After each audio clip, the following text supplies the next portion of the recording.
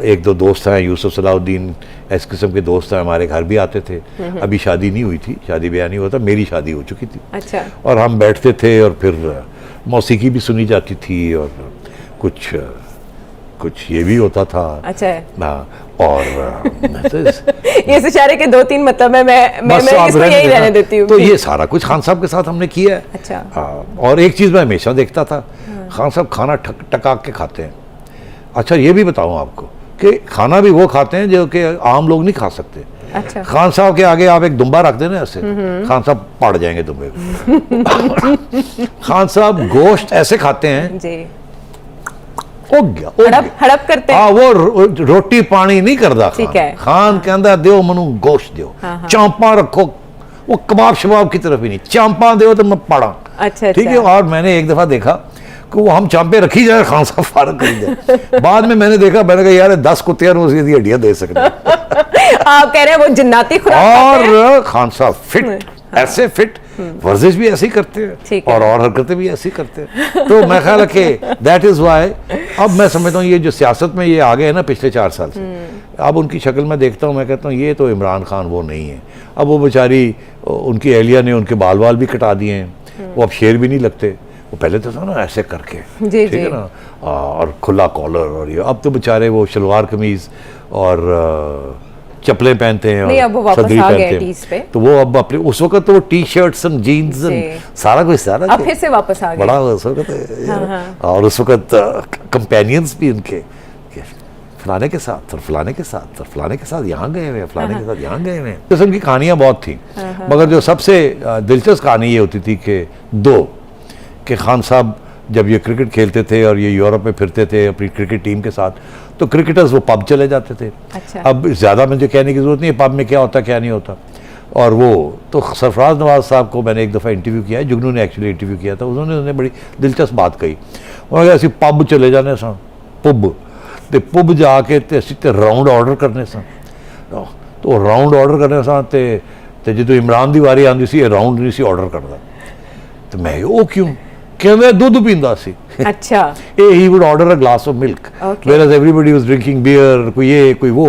खान साहब ने hasn't touched alcohol. अच्छा। So, you know, so अच्छी आदतें हमेशा से। वो शुरू से ही है, he has never touched it. खुराक। हाँ, मगर और बहुत सी चीजें की हैं उन्होंने, अल्लाह खैर सल्ले, अल्लाह खैर सल्ले। हाँ, लेकिन तो मैं इंटरव्यूज कर रहा था बड़े बड़े लोगों के, 1-on-1, जैसे तुम मेरी करती हो उस वक्त मैं करता था। अच्छा। तो मुझे किसी ने कहा इमरान की भी तो करो। मैंने कहा यार वो आजकल नाराज़ है मेरे से, तो वो ये कॉलम हम बंद नहीं कर रहे, तो पता नहीं आएगा कि नहीं आएगा। उन्होंने कहा करो तो सी ट्राई। अच्छा। मैंने शफकत महमूद को कहा, मेरी बड़ी दोस्ती थी, मैंने कहा शफकत यार इमरान को लाओ ना, आई डू एन इंटरव्यू। कहने लगा यार तुम गड़बड़ कर दोगे, तो वो दिनों पता उसका पारा चढ़ जाएगा। तो मैंने कहा यू अश्योर हिम। अच्छा। मेरी तरफ से एश्योरेंस दो कि I will not do any गड़बड़। अच्छा। I will give him a chance. अच्छा। जो वो बोलना चाहते हैं कहें। तो जनाब शफकत आ गया कि मैंने मना लिया, वो आ रहे हैं। ओके। तो इमरान खान साहब आ गए और मैंने उनकी इंटरव्यू की। ठीक जी।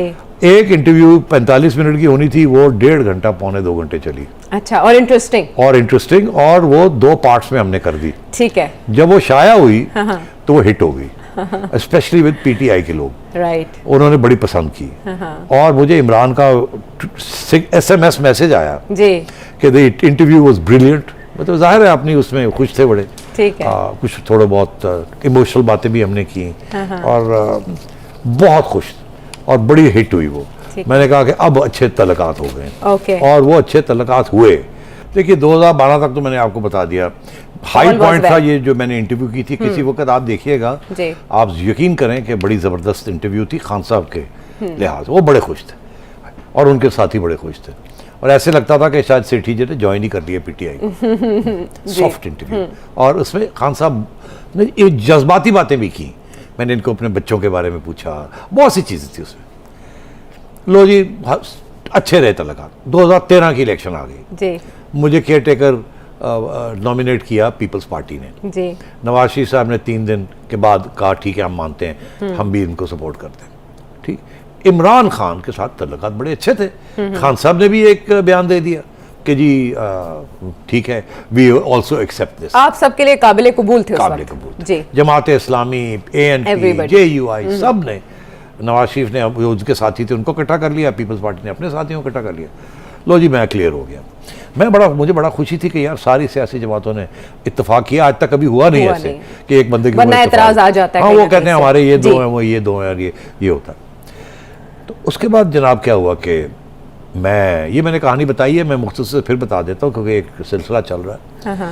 तो जब ये हुआ तो मैं सबका शुक्रिया अदा करने गया जिन्होंने मेरी सपोर्ट किया था।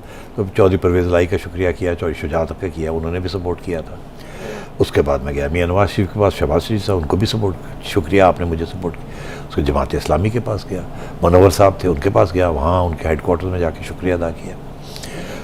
उसके बाद पीपल्स पार्टी यूसुफ रज़ा गिलानी साहब के मुल्तान गया, वहाँ जाके मैंने उनका शुक्रिया अदा किया। फिर लाहौर में भी एक मजमा हुआ, वहाँ भी जाके शुक्रिया अदा किया। उसके बाद मैं इस्लामाबाद गया और बनी गाला गया शुक्रिया अदा करने इमरान खान। वहाँ इनकी सारी लीडरशिप इंतज़ार कर रही थी, मुझे उन्होंने वेलकम किया, हम वहाँ बैठे, मैंने इनका शुक्रिया अदा किया। मुझे कहने लगा यार नजम, यार ये जो चीफ सेक्रेटरी तुमने लगाया ना, ये बंदा नहीं ठीक, अच्छा इसको तब्दील करो। अभी मुझे किसी ने कुछ नहीं कहा था कि ये करो या वो करो, सब ने ओके करके यहाँ खान साहब ने पहले ही कह दिया कि यार नजम इसको तब्दील करो। यार व्हाट्स द प्रॉब्लम? कहने लगे नहीं ये नवाज शरीफ का आदमी है। मैंने कहा रियली? मैंने कहा मैंने तो इसको नहीं लगाया, ये तो इलेक्शन कमीशन ने लगाया इसको। तो कहने लगे नहीं यार ये नहीं ठीक। मैंने कहा अच्छा ओके।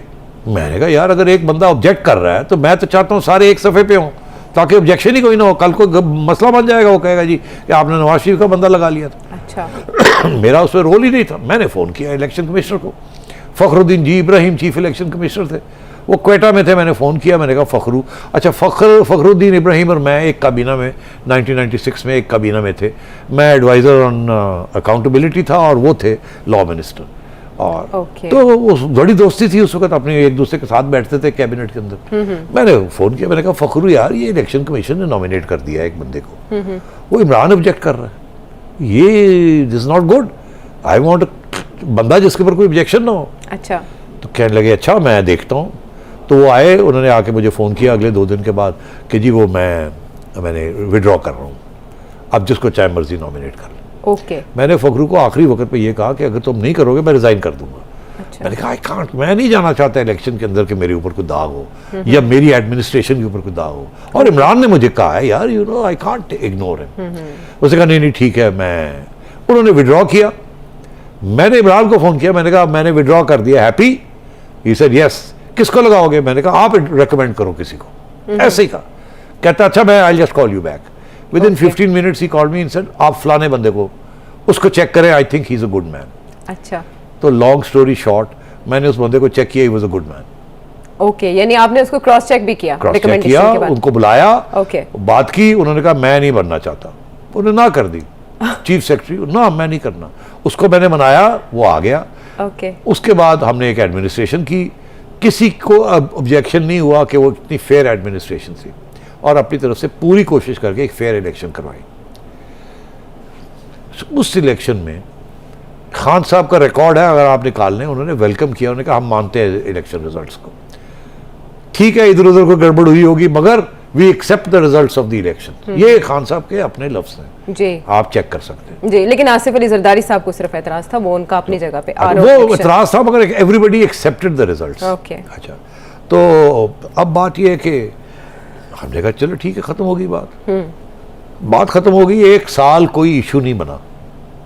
एक दिन 2014 में एक ट्वीट आती है इमरान खान साहब की और नईम उल हक की कि जी सेठी ने 35 पंचर लगाए हैं और इलेक्शन रिग्ड थी जी।